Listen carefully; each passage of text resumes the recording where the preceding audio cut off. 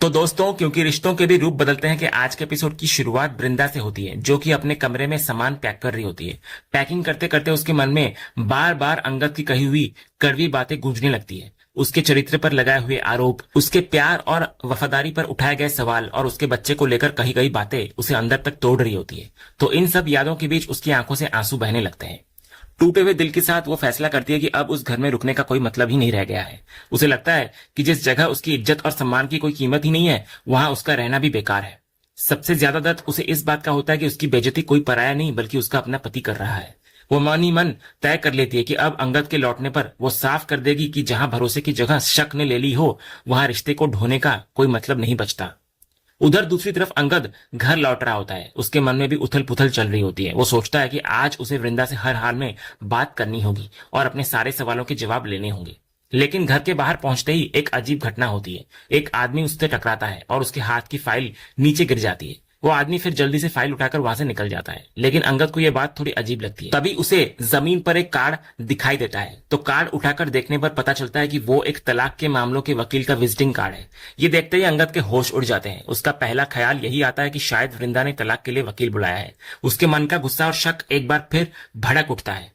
उधर घर के अंदर पहुंचते ही वो सीधे वृंदा के पास जाता है और उससे जवाब मांगता है। उसे लगता है कि अब बात इतनी आगे बढ़ चुकी है कि वकील तक घर बुला लिया गया है। दूसरी तरफ वृंदा उसकी इस बात पर बिल्कुल शांत नहीं रहती। वो साफ कहती है कि किसी वकील से मिलना कोई अपराध नहीं है। इसके बाद दोनों के बीच बहस बहुत तेजी से बढ़ जाती है। वृंदा अंगद को याद दिलाती है कि उसने उसके चरित्र, उसकी ईमानदारी, उसके प्यार और उसके विश्वास सब पर सवाल खड़े किए हैं। इतना ही नहीं, उसने उनके होने वाले बच्चे को भी खत्म करने जैसी बात कह दी थी। वृंदा कहती है कि उससे अच्छा होता अगर वो उसे मार ही देता, क्योंकि जो दर्द उसने शब्दों से दिया है वो किसी भी सजा से कम नहीं है। लेकिन अंगद भी अपने दर्द में डूबा हुआ होता है। वो बार बार यही सोच रहा होता है कि उसकी पत्नी और उसके बच्चों की मां ने उसके साथ विश्वासघात किया है। उसी दर्द और गुस्से में वो घर का सामान इधर उधर फेंकने लगता है। तो वृंदा उसको रोकने की कोशिश करती है, लेकिन अंगद का गुस्सा लगातार बढ़ता जाता है। वो कहता है कि उसका विश्वास टूट चुका है और उसको लगता है कि उसकी पूरी शादी और सालों का रिश्ता बर्बाद हो गया है। वहीं वृंदा कहती है कि उसने कभी सोचा नहीं था कि अंगद की सोच इतनी गिर सकती है। वो साफ कहती है कि आज उसकी नजरों में अंगद की जगह बहुत नीचे गिर चुकी है। उसे समझ नहीं आता कि वो अब तक ये सब कैसे सह रही है। इसके बाद अंगद खुद ही बात को तलाक तक पहुंचा देता है। उसे लगता है कि अगर वकील बुलाया गया है तो शायद रिश्ता खत्म करने की तैयारी पहले ही हो चुकी है। वो यहां तक कहता है कि अगर वृंदा को जाना है तो चली जाए, जो चाहिए ले ले, लेकिन उसके जज्बातों के साथ खेलना बंद कर दे। यह सुनकर वृंदा भी टूट जाती है। वो कहती है कि जब प्यार, भरोसा और सम्मान सब खत्म हो चुका है तो शायद अब रिश्ते में बचा ही क्या है, और आखिरकार वो भी तलाक के लिए तैयार होने की बात कहती हुई नजर आती है। इसके बाद कहानी फैक्ट्री की तरफ बढ़ती है। भारती सत्यनारायण पूजा की तैयारियों में लगी हुई होती है। वो लगातार इंतजार कर रही होती है कि अंगद और वृंदा आएंगे और शायद उनके बीच की दूरियां कम होगी। नंदू भी यही पूछता है कि दोनों अभी तक क्यों नहीं पहुंचे, लेकिन भारती खुद भी चिंता में होती है और मन ही मन भगवान से यही प्रार्थना कर रही होती है कि दोनों के बीच सब कुछ ठीक हो जाए। दूसरी तरफ अंगद अपने वकील के ऑफिस में बैठा होता है। वो पूरे मामले की जानकारी देता है तो वकील उसके पास मौजूद डीएनए टेस्ट रिपोर्ट और रिकॉर्डिंग को मजबूत सबूत मानती है और कहती है कि उसका केस काफी मजबूत दिखाई देता है। लेकिन अंगद का मकसद सिर्फ एक होता है कि वो किसी भी हालत में तलाक चाहता है। तो वकील उसे भरोसा दिलाती है कि कानूनी तौर पर उसे तलाक मिल सकता है। यहाँ तक कि वो संपत्ति और बच्चों की कस्टडी के बारे में भी बात करती है।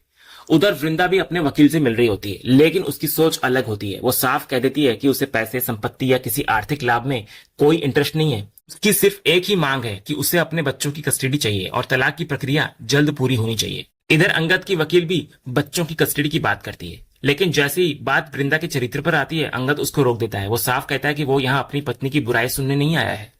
यहाँ एक दिलचस्प बात सामने आती है। एक तरफ अंगद तलाक चाहता है, लेकिन दूसरी तरफ वो अब भी नहीं चाहता कि कोई वृंदा के चरित्र पर कीचड़ उछाले। वो कहता है कि चाहे रिश्ता खत्म हो जाए, लेकिन वृंदा हमेशा उसके बच्चों की मां रहेगी। तो वकील उसको समझाती है कि तलाक के मामलों में दोनों पक्षों पर आरोप लगते हैं और बहुत सी बातें सामने आती है, लेकिन अंगद कहता है कि उसे अपनी छवि की परवाह नहीं है। वो सिर्फ इस रिश्ते से बाहर निकलना चाहता है। तो आखिर में वकील तलाक की कानूनी प्रक्रिया शुरू करने की बात कहती है। उधर वृंदा अपने वकील को बता रही होती है कि अब मामला सिर्फ तलाक का नहीं रह गया है, बल्कि ये उसकी इज्जत, उसके चरित्र और उसके आत्मसम्मान का सवाल बन चुका है। तभी वकील एक जरूरी सवाल पूछता है वृंदा से। वो जानना चाह रहा होता है कि क्या वृंदा के गर्भ में पल रहा बच्चा सच में अंगद का ही है। फिर वो वृंदा से कहता है कि वो उसकी बात का बुरा ना माने, सिर्फ केस के लिए पूछ रहा है वो। ये सवाल सुनकर वृंदा दर्द भरी मुस्कान के साथ जवाब देती है। वो कहती है कि जब खुद बच्चे के पिता ने ही उस पर सवाल खड़ा कर दिया है तो अब किसी और के सवाल का उसे बुरा नहीं लगता। लेकिन क्योंकि वो उसके वकील हैं, इसलिए उन्हें सच जानने का पूरा अधिकार है। वो पूरी मजबूती के साथ कहती है कि ये बच्चा सिर्फ और सिर्फ अंगद का ही है। उसे पूरा यकीन है कि या तो अंगद किसी गलतफहमी में है या फिर किसी साजिश का शिकार हो चुका है। इसके बाद वो साफ कर देती है कि अब ये लड़ाई उसके नाम, उसकी पहचान और उसके सम्मान की है, इसलिए वो तलाक भी चाहती है और अपने बच्चों की कस्टडी भी। वकील भी उसे भरोसा दिलाता है कि वो पूरी कोशिश करेगा कि वो अपना सम्मान भी बचा सके और बच्चों की कस्टडी भी हासिल कर सके। इसके बाद कहानी घर की तरफ बढ़ती है। अंगद और वृंदा लगभग एक ही समय पर अपनी अपनी गाड़ियों से घर पहुंचते हैं। दोनों एक ही घर में दाखिल होते हुए नजर आते हैं, लेकिन उनके बीच की दूरी साफ दिखाई दे रही होती है। वृंदा के मन में अंगद के कड़वे शब्द घूम रहे होते हैं, जबकि अंगद कभी पुराने खूबसूरत पलों को याद करता है और अगले ही पल अपनी गलतफहमी को सच मानकर फिर से टूटने लगता है। लेकिन जैसे ही दोनों घर के अंदर पहुंचते हैं, अचानक माहौल बदल जाता है। तभी घर के अंदर से सलोनी, मुन्नी, ऋतिक और देव निकलकर उन्हें सरप्राइज देते हैं। तो इतने दिनों बाद अपनों को सामने देखकर अंगद और वृंदा दोनों के चेहरे पर खुशी लौट आती है। दोनों सबको गले लगा लेते हैं और कुछ पल के लिए अपने सारे दुख भूल जाते हैं। तभी सलोनी घर की तारीफ करती है, लेकिन देव हमेशा की तरह मजाकिया अंदाज में घर की तुलना बड़े घरों और हवेलियों से करने लगता है। इस पर सलोनी उसको समझाती है कि घर की कीमत उसके आकार से नहीं, बल्कि उसमें रहने वाले लोगों के प्यार से होती है। ऋतिक मजाक करते हुए अंगद और वृंदा को छेड़ता है कि दोनों अकेले रहकर इतने बिजी हो गए कि बाकी सबको ही भूल गए।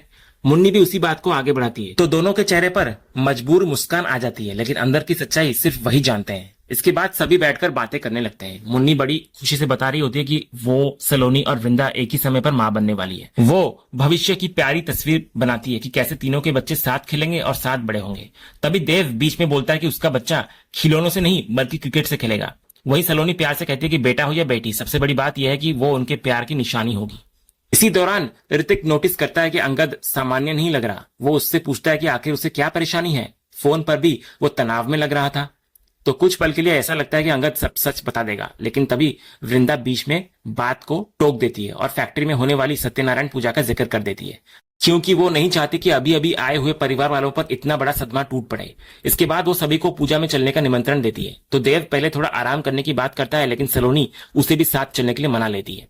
इधर वृंदा सभी को उनके कमरे दिखा देती है और तैयार होने के लिए भेज देती है। जैसे ही सब लोग अंदर चले जाते हैं, अंगद तुरंत वृंदा से सवाल करता है कि उसने ऋतिक को सच बताने से क्यों रोका। इस पर वृंदा बहुत ही समझदारी से जवाब देती है। वो कहती है कि जो कुछ उनके बीच चल रहा है वो कोई छोटी बात नहीं है। सलोनी और मुन्नी दोनों प्रेग्नेंट है। ऐसे टाइम में उन पर मानसिक तनाव डालना ठीक नहीं होगा। वो चाहती है कि उन्हें थोड़ा समय दिया जाए और सही वक्त आने पर सारी बात बताई जाए। अंगद पूछता है कि फिर क्या वो सबके सामने ये दिखावा करता रहे कि सब कुछ ठीक है। तो इस पर वृंदा का दर्द साफ दिखाई देता है। वो कहती है कि अगर उसके अंदर थोड़ी सी भी संवेदनशीलता और इंसानियत बची है तो कुछ टाइम के लिए ये नाटक उसे करना पड़ेगा। वो कहती है कि वो खुद भी ये सब करके खुश नहीं है, लेकिन बाकी लोगों की खुशियों के लिए ये करना जरूरी है। इतना बोलकर वो हाथ जोड़कर सिर्फ एक गुजारिश करती है अंगद से कि कम से कम पूजा अच्छे से हो जाने दे। इसके बाद अगले ही सीन में सभी लोग फैक्ट्री पहुंचते हैं। उधर फैक्ट्री में भारती लगातार चिंता में होती है। पूजा का शुभ मुहूर्त नजदीक आ रहा होता है, लेकिन अंगद और वृंदा अभी तक नहीं पहुंचे होते, क्योंकि पूजा में मुख्य रूप से दोनों को ही बैठना है। इसलिए भारती बार बार उनकी राह देख रही होती है। तभी कृपा आकर खुशखबरी देती है कि दोनों आ चुके हैं। तो कुछ ही देर में अंगद, वृंदा, ऋतिक, सलोनी, मुन्नी और देव फैक्ट्री पहुंचते हैं। सभी वर्कर्स उनको देखकर खुश नजर आते हैं। भारती राहत की सांस लेती है और उनका स्वागत करती है। इसके बाद अंगद अपने परिवार वालों का परिचय फैक्ट्री के लोगों से करवाता है। सबसे पहले वो नंदू का जिक्र करता है और कहता है कि जब वो एक साधारण कर्मचारी था तब सबसे ज्यादा साथ नंदू ने दिया था उसका। फिर वो भारती का परिचय करवाता है और उसकी मेहनत, समझदारी और मददगार स्वभाव की तारीफ करता है। इसके बाद वो मुस्कुराते हुए कहता है कि बाकी मैनेजमेंट टीम का परिचय वृंदा खुद करवाएगी। तभी वृंदा की नजर विक्रांत को ढूंढ रही होती है। वो कृपा से उसके बारे में पूछती है। कृपा बताती है कि किसी जरूरी ऑर्डर की वजह से वो थोड़ी देर के लिए बाहर गया हुआ है। इसके बाद वृंदा ऋतिक की तरफ देखकर बोलती है कि वैसे मिस्टर ठाकुर इस कंपनी के CFO हैं। तभी अंगद बोल पड़ता है कि विक्रांत नाम है उसका, तो जो है यहाँ पर उससे मिलवा दो। इस पर वृंदा हैरानी से अंगद की तरफ देखने लगती है, लेकिन वो कुछ कह नहीं पाती सबके सामने। और इसी सीन के साथ आज का ये एपिसोड यहीं पर खत्म होता है। तो दोस्तों, आपको आज के एपिसोड का अपडेट कैसा लगा, अपनी राय हमें कमेंट बॉक्स में जरूर बताएं। अगर आपको आज का ये वीडियो पसंद आया हो तो वीडियो को लाइक और शेयर जरूर करें, और ऐसे ही लेटेस्ट एपिसोड के अपडेट्स जानने के लिए हमारे इस चैनल को सब्सक्राइब करना ना भूलें और बेल आइकन को भी जरूर दबाएं। हम मिलते हैं अगले एपिसोड के अपडेट के साथ। तब तक के लिए धन्यवाद।